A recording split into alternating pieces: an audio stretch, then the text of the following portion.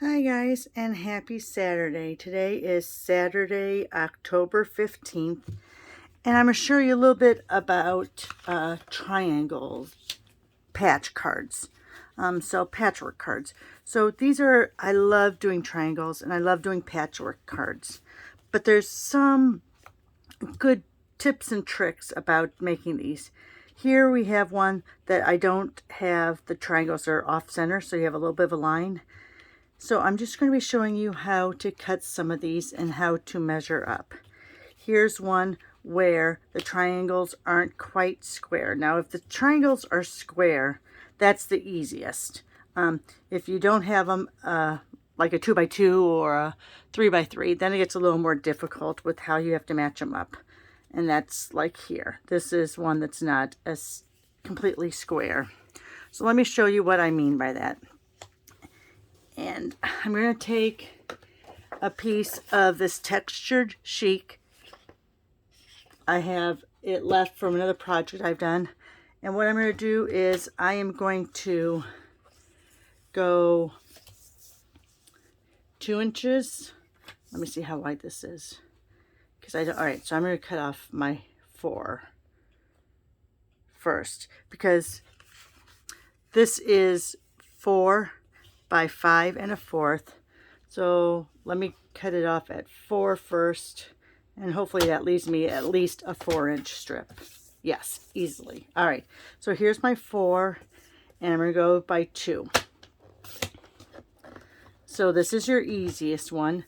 You'll cut, so you have 2 2-inch squares. Now I always flip them no matter what I'm cutting, even if I'm going from corner to corner, just because you always have those little nuances that may not exactly match up, because nothing is perfect. All right, so here I have this. I'm going to leave it exactly like I cut it. As you can see, they match up. They're exactly the same.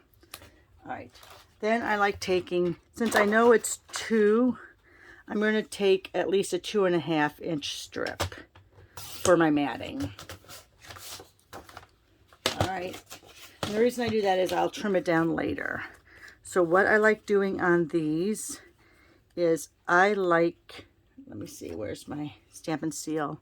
Hopefully this will not break, since this is my last one until my order comes in. So you try to go all the way to the corner with these triangles and then flip anything over. And what I like doing is I like laying my first piece down first with my edging. So I like how that looks. It looks even on all sides. Then I'll come back and I'll lay down. Because even if you're like an 1/8, a 1/16 of an inch off, it might go crooked. That's why I like laying these down first to see what they look like. And I always do the ones along the edge tape down first, because that's where you're going to have hopefully your straight lines.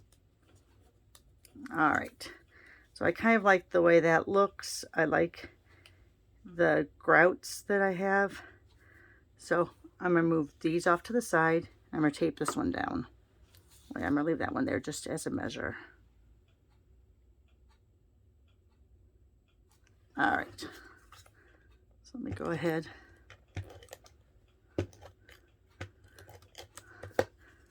Now you notice on these I don't do all the way around, just because I want it to be able to, oops, did you see that? I about did it wrong.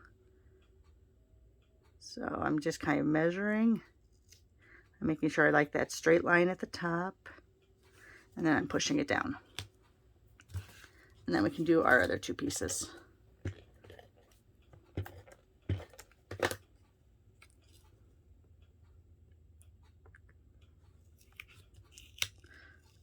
Oops, I didn't. And I'm not worrying so much about my bottom edge. I'm worrying about how it looks with that straight line.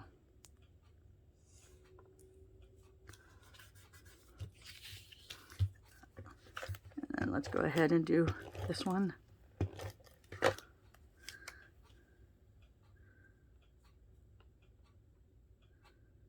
All right. Then, after that, then I cut down my layer. Now, what I try to do is this line, and I'm going to move it up here so you can see a little better. This line right here is 1/8 of an inch. So that's the border I like having. So I try to make sure that my designer paper is kind of along that line. It's not going to be exact, but it's going to be close enough. See? So again, I'm doing the bottom of that along that line and moving it up. And there you are. So there you have that piece. All right. Now let's take our paper and let's do 4.5 by 2. So let me go ahead and do that 2 there. And let me do 4.5. So now that's going to make half of that at 2 1/4. So here is where you want to go frontwards and backwards because it's not going to be square. One side's going to be longer. Go frontwards to backwards and then cut. And then what I like to do is have this lay down. Now see, if you lay it that way, it's not the same.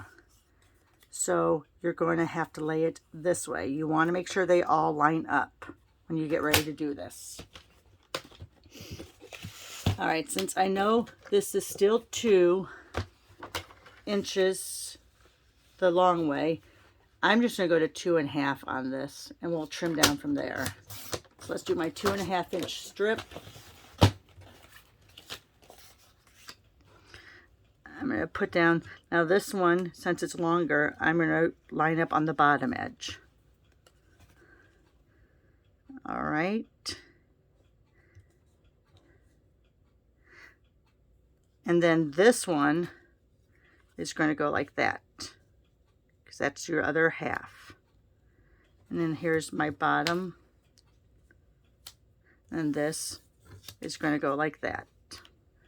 All right, let me go ahead and grab. Remember, you always lay down your starting point here. So let me just move these over. You always get your border on to the sides where you like it. Now on this one, because the points are going to come down like this, I'm going to leave a little bit of a bigger space.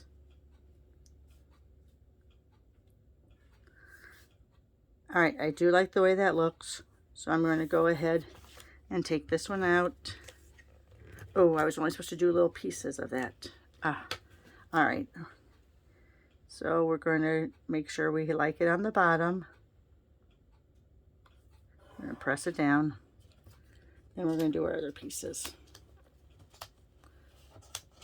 Oh my gosh, I have absolutely no nails because I was watching a show yesterday and I bite my nails. I do, especially when I'm nervous. We were watching some docu-series. I don't know what the heck it was. And so I was biting my nails. So I have like absolutely nothing left. I know, bad habit, sorry. All right, so leaving the grout, what I call the grout line.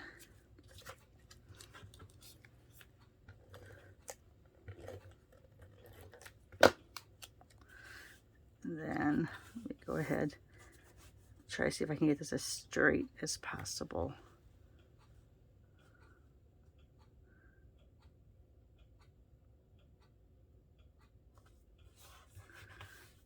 All right, grout lines look pretty good on that. Now on here, I'm going to put that up against that line, but it may not, when I lay my, let's see, there's that. When I lay it down, I might see, you can see here through the clear that it's not completely, so I'm going to shift it up just a little bit. That's what I like about having this clear. You can kind of see. Again, I'm going to line that up with that first line. So I get about an 1/8.